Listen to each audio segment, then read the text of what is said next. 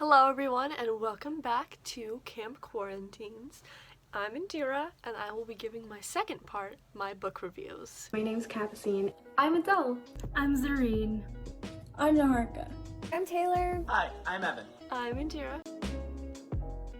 Now remember, all of my books can be found either at your local library or online or even at your school library when school starts up again, hopefully. And I just want to give you a quick, concise review so I don't spoil anything for you. My first book is called Remarkable by Lizzie Foley. Everyone in Remarkable is remarkable. Everyone except Jane. She's been nothing but ordinary.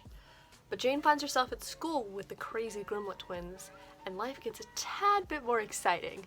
Then a mysterious pirate captain comes to town, setting off an entire series of adventures, and it's up to Jane to save her town. She might find that she can be a little remarkable after all. I really love this book. It was so fun to imagine all these crazy characters living in this town, and everyone has a different and unique, remarkable talent. So if you want to find out what they are, read Remarkable. This next book is probably the thickest book I'm going to recommend. This is The School for Good and Evil by Solomon Chodunani. Sophie and Agatha are complete opposites. When the schoolmaster takes them to become part of fairy tales, he makes a mistake. Pure, perfect Sophie is in the school for evil, while dark, rude Agatha is in the school for good.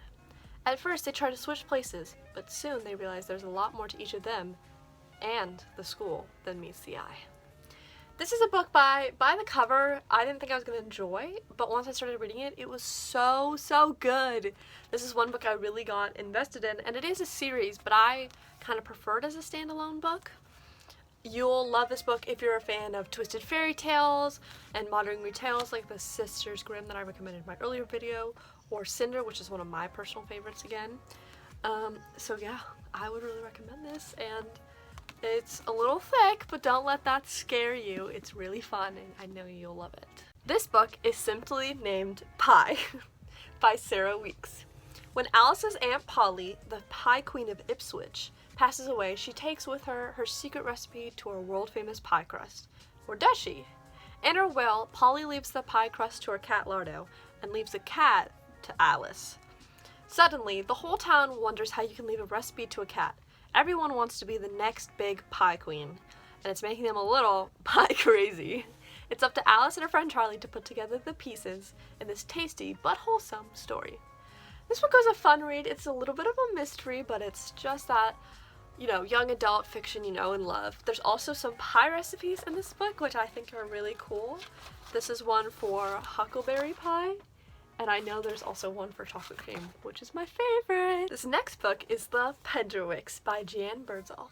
Meet the Penderwicks. There's responsible Rosalind, stubborn Skye, dreamy Jane, and little sister Batty, who won't go anywhere without her butterfly wings. When the girls and her father head off for their summer holiday, they find themselves on a beautiful estate called Arundel.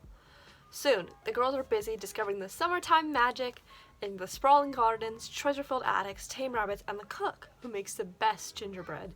But the most wonderful discovery of all is Geoffrey Titton, the son of the owner, who quickly proves to be the perfect summertime companion. They try to stay out of trouble, but one thing's for sure, it'll be a summer the Penderwicks never forget.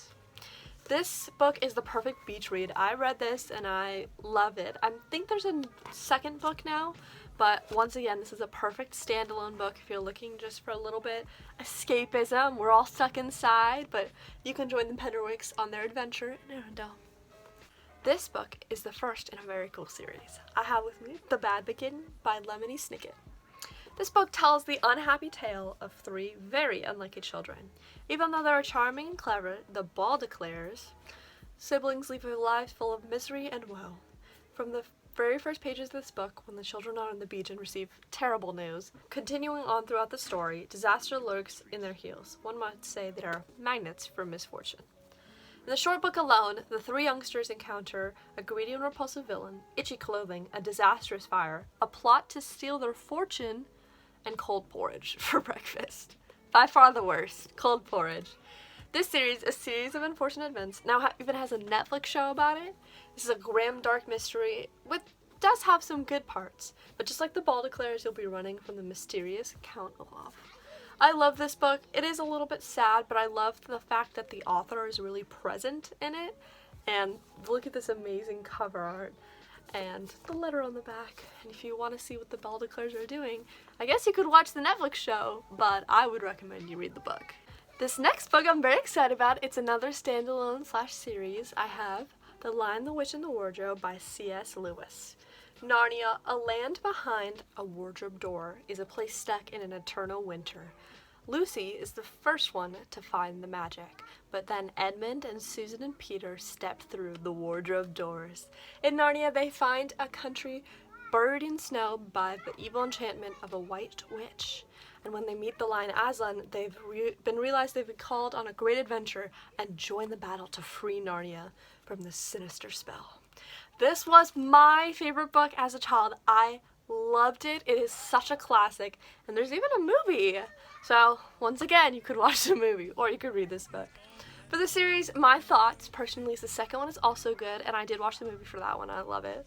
And the third one gets slightly stranger, and we lose the original four, Peter, Edmund, Lucy, and Susan, in the fourth one and beyond, and not my favorite. It reminds me a lot of, kind of an Alice in Wonderland, or what's her name, Dorothy?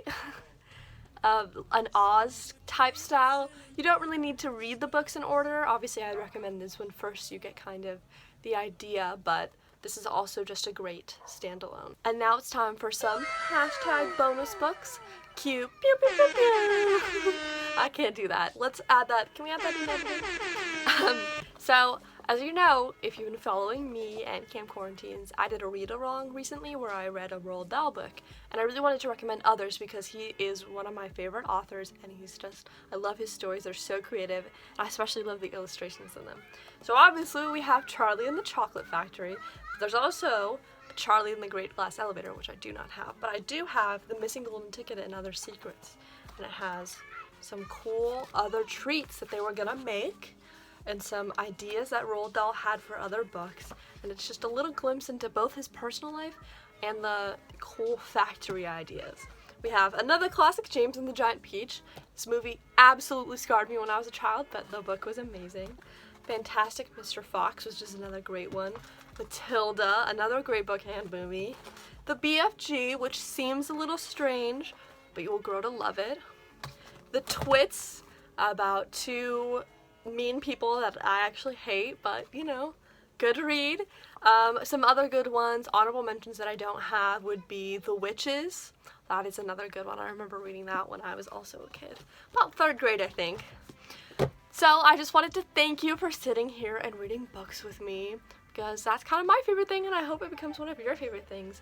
Reading books is really what got me through elementary school, middle school, even high school.